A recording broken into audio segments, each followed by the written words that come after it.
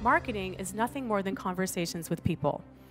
It just has to be the right conversations with the right people at the right time. We all need blocks of time each day that are our time. So what is your most productive time of the day? For most people, it's the morning. Even if we think we're night owls, for years I was convinced I was a night owl, probably because all my years with Tony Robbins, it was, night turned into morning and turned into the next day. But we often think it's that, but oftentimes it's the morning. So think about what's the most productive time of day that you have.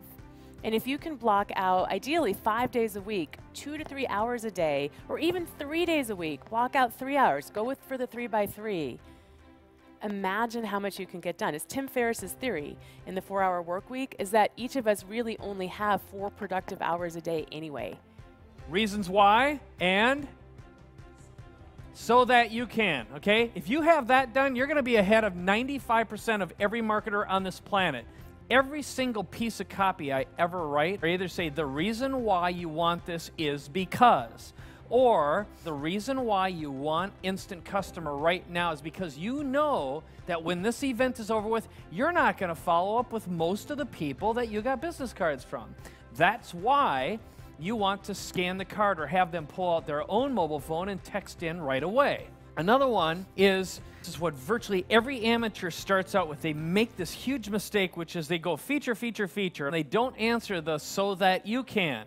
Okay, you have to tell people why they need it. So one of the things that we had in our last segment, with the instant speak and spell system, or speak and sell system, you get a 3-step fill-in-the-blank speaking system so you can speak with passion and present with poise. But if I would dissect every single bullet that I showed you in our last presentation, you would notice that I either answered a reason why or a so that you can afterwards. So what you want to do is have the viewer, the listener, project themselves into actually owning and experiencing what it's like to have that program or that product or whatever it is. You've got to have a very, very simple core structure. So here's an example. Has this ever happened to you? Have you ever walked into a movie 20 minutes late and you have a sense that something really big is going on? Like you don't really quite understand what it is. So you try to get into it and you kind of enjoy the movie, but you end up walking out of there feeling like you missed out on something because it didn't totally ever connect for you. Did you ever have that experience, anybody? And sometimes you even feel a little bit stupid because you couldn't figure it out. That's what happens with a lot of people's products because they don't have the distinctions about how to put them together in a way that's structured that people can really understand it. Or they try to take 20 or 30 minutes worth of information and spread it out over all this unnecessary bulk, and it confuses people. So the best example, the people we can learn from the most here, are children's television shows. They have spent millions of dollars of research on children's television and countless hours of testing to find out what makes children learn, what keeps them engaged, and what helps them retain what they learn. So we have to do the same thing for adults. Is how can we make our content compelling and actionable and easy for people to use, hopefully without the kind of creepy little furry red thing with the high-pitched voice. So don't recommend that. So it's about structure at the end of the day. And this is the thing that causes you to have refunds that are higher than they should be, that causes your customers to not follow through and have the results that they deserve to have, and most important, for you to not feel the win of putting your product out there and having it have the impact that you're looking for.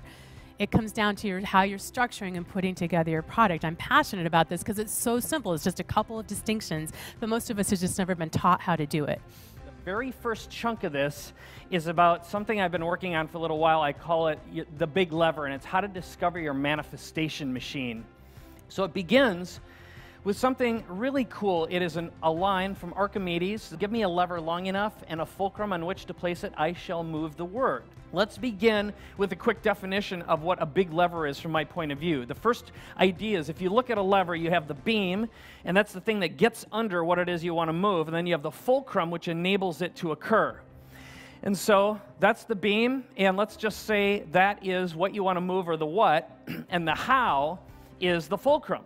All right? So a few questions to ask yourself right now about how to discover your big lever. First of all, determine what is your big vision, and ask yourself, what is my divine discontentment? What is it that I'm afraid of, that drives me crazy, that I wake up, that gives me pain every day? Because that is your strength. When you embrace it and you fall in love with it, it will dissipate. It doesn't mean it's not there. It doesn't mean it's not dangerous. It just means it's present and you're aware of it. And by objectively accepting it, it gives you an enormous amount of power. Okay? Next, ask yourself, what or who must I get under to accomplish this vision? That's your beam. And then how do you move the beam? In other words, who owns the relationships right now? Who controls that object that if I do something for them, I will get in return, because givers get? Okay? This is a universal model. And whose big lever can I model? You don't have to figure this out yourself. Look around you. People who are successful already have figured this out.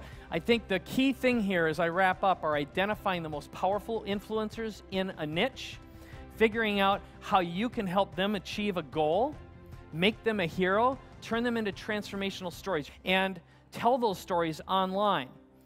And when I get into the celebrity or servant marketing, it doesn't mean you have to work with a movie star. It does mean that when you focus on the players, the influencers in a niche, they can open up doors for you you didn't even know existed with one phone call and give you all the clients you'll ever need. And I think it's guaranteed to resonate. A few weeks ago, I went back to my dad's house in Western New York State to help him pack up. And it was my house for 45 years, too. I was born in that house. I grew up in that house. I graduated in that house. When I got married, we celebrated in that house. I celebrated holidays in that house. When I had my kids went to that house. And I watched my mom die in that house in the family room 4 years ago from cancer. And so it's more than a house to me, it's a home. And it's where I had always drawn my strength and confidence for 45 years, from the very roots that my mom and dad laid down for me in the foundation of that home. So packing up that house for me meant saying goodbye to my mom all over again. It meant having to come to terms with all of my past and all of the lessons that had occurred there. So it was a profound experience, packing everything up in that house and really thinking about what it had meant to me. And from my dad's perspective, packing up 45 years of his life and seeing that in a short period of time. It was physically intense. It was about 200 trips up and down the stairs every day, but it was also just emotional to go through that transition. So what I want to share with you are the lessons I gleaned from that experience. And I call them the 5 C's because I can't not chunk content, right? I have to organize content, so I put it into 5 C's. But the lessons are important because we're sharing so many business and marketing and product creation strategies and branding and storytelling strategies. But unless those strategies are really against a backdrop of what's important to you and the context of what's important to you, then those strategies don't have the meaning that we want it to have for you, because your life comes first and the business is an extension of your life. This last June, I was diagnosed with cancer, stage 3A, and I literally didn't know if I had 3 months or 9 months or 3 years to live. And it changes your perspective very, very quickly. So, as you may have heard, I went through major surgery that was in July, chemotherapy, and radiation. And during that time, I had at most 10 to 15% of my normal energy. And there were times when I would go into the office just to check up on things and meet with my team, and I'd walk around with one eye open because that's how much energy I had. Otherwise, most of the time I spent in the fetal position. And what happened, not by my choice, but I would ask you this simple question right now is, what would happen right now if you couldn't participate in your business for 3 or 6 or 9 months? What would happen to your income, your life, and your business? Or better yet, what would happen if you had 1 hour per day to conduct your business and your personal affairs. What would happen right now? And that was exactly what I got to experience. And it caused me to rethink every aspect of my life. And what I decided to do is treat the 9 months as a vacation, because that's what I called it, my 9-month vacation. And I decided to reframe the disease. And I also thought about, how can I turn this into a great story and tools and resources that I can share with people later on. And that's what kept me alive during that time, not to mention having a great support network, really kind people who were wishing me well and praying a lot. But during that time, with generally speaking an hour of functional skills a day, I managed to dictate a book into my iPhone, send it off to be edited, and when we released that book, it became a bestseller. So that got written in about a month, and that was the Author Expert Marketing Machines book, which then turned into a multi-million-dollar franchise last year. So we managed to create a product and do a launch and launch 2 bestsellers this past year, and that was pretty much with almost no energy. So what I can tell you right now is anyone can do it, and when you're put into a frame where you reframe your disease or your challenge, you can do anything. I'm living proof. But what I can tell you is you can be extremely successful no matter what your condition or what your situation is. As the interviewee, there is one person you're having a conversation with, and that's her. That's it. You never look at the camera unless, first of all, unless you know what the hell you're doing, and it's time. So let's say we're having a conversation, so say something. So I'm talking to you about how handsome you look today. You're wearing my favorite color on you, which is blue, which is a great color on Mike. So what you want to do is when you're thinking about getting dressed. Okay. So great. So what I'd do in this case is if I were speaking to you, I'd be talking to you just like this. And you'll notice right now that I'm going to look at the camera. I'd say one of the tips that I have is I'll go to so-and-so and I'll meet with them and I'll work with a dressing consultant or whatever it is. If I need to make an impact to the audience, I'll speak then. But know that that is a person, it is you. And this is the subject. It feels weird, okay? If once I break state and I start looking at this camera while you're talking to me and looking, it's just freaking weird. And I would also say that goes for the person doing the interview, because people always ask, what do I do while the person's answering the questions? Look at whoever you're interviewing. Well, you're in a conversation. What do you do when you're talking to somebody? You're looking at them. Right. So we want to remember that we're having a conversation all the time, a conversation with a friend. This is a really important lesson I learned recently from a guy who owns a very, very successful agency in Los Angeles. And his definition of brand is to ask yourself the question, what would a friend do? Okay? And that should drive. So the answer to most questions in a business environment, in an interview environment, is what would a friend say? What would a friend do? Right. And a friend sometimes says what needs to be said. Very true. Mm-hmm. Imagine what it would be like to have your business set up so that you're not wondering, well, what product or service should I create? And what's the next one? And how do all these things go together? It's about escalation. And you're not just escalating price, you're escalating value. So how do you escalate your products or services? You've got to have a product path. Introductory content. You go after your market just by giving them content, specific content that really makes sense to them, that's going to get them to engage and invest in the next step. Then you've got your primary content. Usually this is just like one core product that you're known for. And then you've got advanced content, which is where you start to customize things and do individual training where there's more one-on-one and personal relationships in that process. So just think about it, okay, I've got introductory stuff, it's free or low price content that's leading to this main product, that's leading to some more advanced back-end things that are usually more customized and usually more personal. So here's an example, a kumquat. It is such a good example because if you can build a business out of kumquats, which you can, I'm going to show you how in a minute, you can build a business out of anything.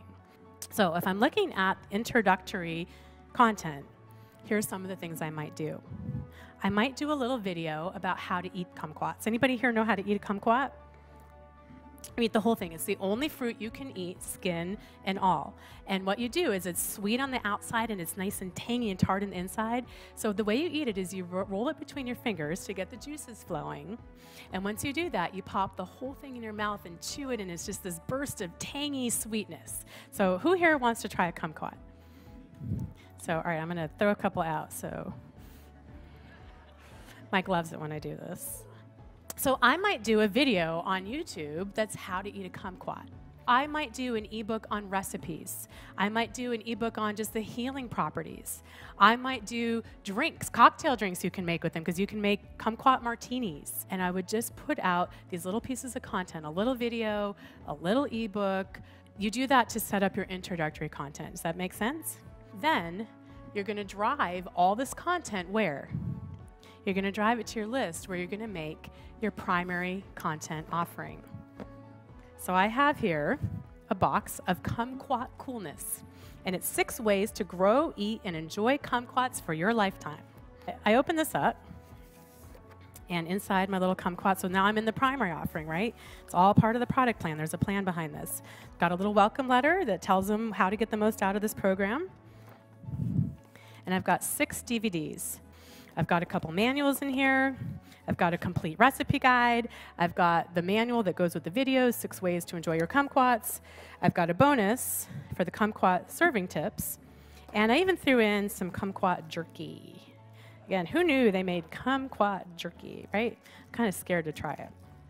So you've used all these little content gems to get people into the system to buy your main product. Then at the main product, in your main product, you're going to include 2 free tickets to a live event. So we've got the Kumquat Lovers Festival of Fun taking place in Naples, Florida. But you're going to drive people to the event. And then what are you going to do at the event? I'm going to see how well you guys are trained. What are they going to do at the event? You guys tell me.